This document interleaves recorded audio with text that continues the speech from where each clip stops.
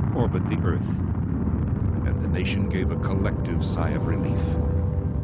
Lots of grades fired, okay. Glenn and his fellow astronauts received a hero's welcome. New York gave them a parade larger than any since Charles Lindbergh's in 1927, as the nation was swept by a wave of patriotism.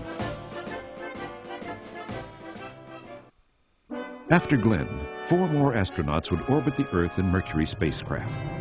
The next step toward landing a man on the moon was now at hand. As laid out in America's blueprint for space, Project Gemini used a more advanced launch vehicle that carried a 2-man crew. It was designed for docking and other maneuvers that would be implemented during the coming Apollo flights. 10 manned Gemini missions were performed in 1965 and 1966. Okay, my feet are out. Okay, I'm out. Okay, now, slow free. I think I'm dragging a little bit, so I don't want to fire the... Anyone who watched astronaut Ed White perform America's first walk in space in Gemini 4 will never forget the spectacle. Gemini 6 and 7 rendezvoused in orbit and maneuvered in close formation. We can very clearly see the horizon scanners operate. Roger,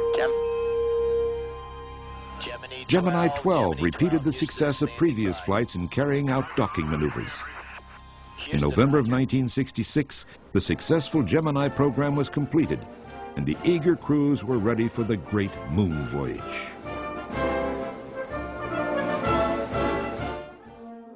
Well before the Gemini missions came to a close, NASA had been working day and night organizing the far-reaching Apollo program and developing its giant launch vehicles, the Saturn 1B and Saturn V.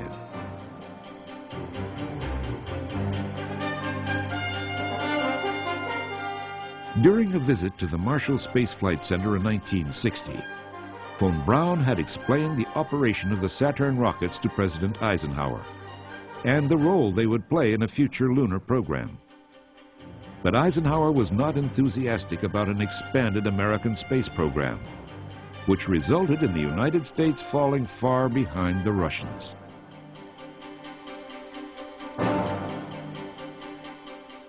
In May 1961, Eisenhower's conservative space policies were dramatically reversed by President John F. Kennedy and his Vice President, Lyndon Johnson, who was also a strong space advocate.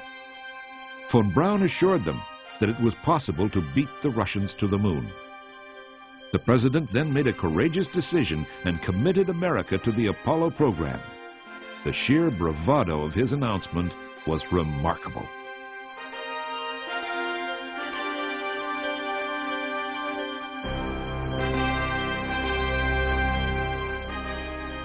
Project Apollo is viewed as a turning point in world history, a marvel of scientific and technical ingenuity organized and carried out on a scale of historic proportions. It is even more astonishing because it was accomplished during a period of great domestic turmoil. For the Apollo program, NASA committed 12,000 of its employees, while 17,000 American firms employed 300,000 engineers and scientists in the massive endeavor.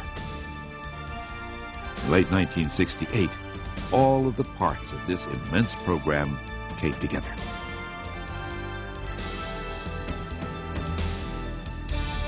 At the Kennedy Space Center, von Braun's gigantic Saturn V is carried to the launch pad by its enormous transporter. The giant rocket is one of mankind's greatest technological triumphs. The largest, most powerful machine ever constructed. One that will carry 3 men to the moon and return them safely to the Earth. Apollo 11 was to be the first mission to land men on the moon, but 6 additional Apollo flights would follow, each writing their own crucial chapter in the history of spaceflight.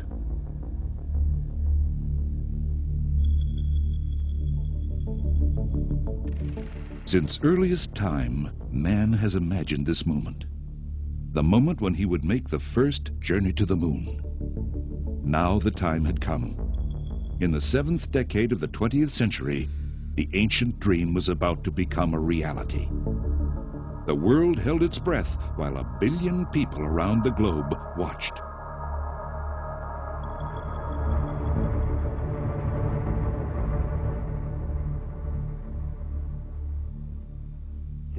14, 13, 12, 11, 10, 9. We have ignition sequence start. Engines on.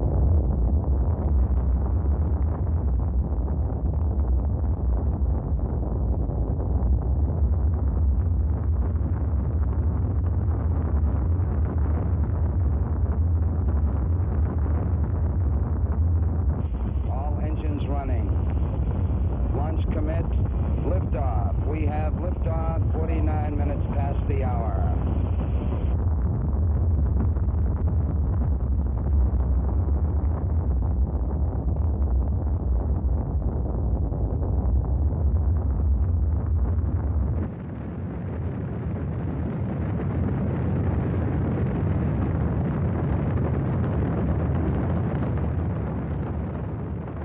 Astronauts Armstrong, Aldrin, and Collins rose through the atmosphere and entered not only the vacuum of space, but a trip through time.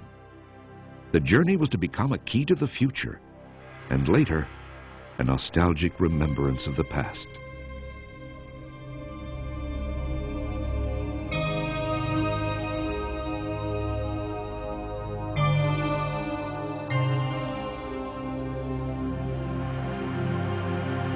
Feet down, 2.5.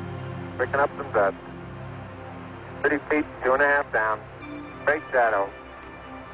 4 forward. 4 forward. Drifting to the right a little. Contact light. Houston, Tranquility Base here. The Eagle has landed. Yeah, I'm going to step off the limb now. That's one small step for man. One giant leap for mankind. Go ahead, Mr. President. This is Houston out. Hello, Neil and Buzz. I'm talking to you by telephone from the Oval Room at the White House. Because of what you have done, the heavens have become a part of man's world. For one priceless moment in the whole history of man, all the people on this earth are truly one. The lunar landing crew of Apollo 12, Conrad and Bean, visited Surveyor 3, an unmanned spacecraft that landed on the moon in 1967. Apollo 14's Mitchell and Shepard were the first to explore the lunar highlands. They landed near Frau Mauro, a large impact crater, while astronaut Rusa orbited above in the Command Service module. Mitchell and Shepard placed instruments on the moon to record a wide range of scientific activities. The rock samples they obtained were very different, and in fact were much older than those from the Apollo 11 mission.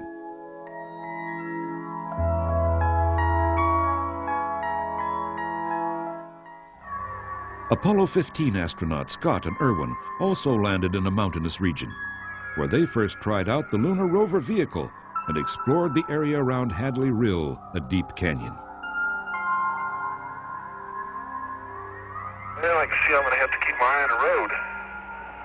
Boy, it's really rolling hills, Joe. Just like 14. Up and down we go. Look at that. Oh, look back there, Jim. Look at that. That's beautiful. That is spectacular. This is unreal. The most beautiful thing I've ever seen. In March 1972, Apollo 16 astronauts, Duke and Young, landed in the Descartes Highland, covering 16 miles in their rover, collecting rock samples and setting up scientific instruments.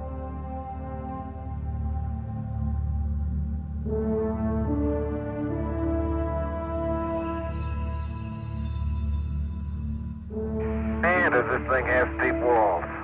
They said 60 degrees. Now, I tell you, I can't see to the bottom of it, and I'm as close to the edge as I'm going to get. Apollo 17, the last of the Apollo missions, landed in December of that year in a valley in the rugged Taurus mountain region. Astronaut Schmidt, who was the only scientist to visit the moon, was assisted by fellow astronaut Cernan in gathering 240 pounds of extraordinary lunar rock and soil samples.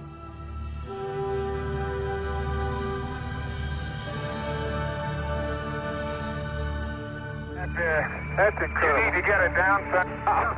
Holy smoly. Why are we on a slope? You okay?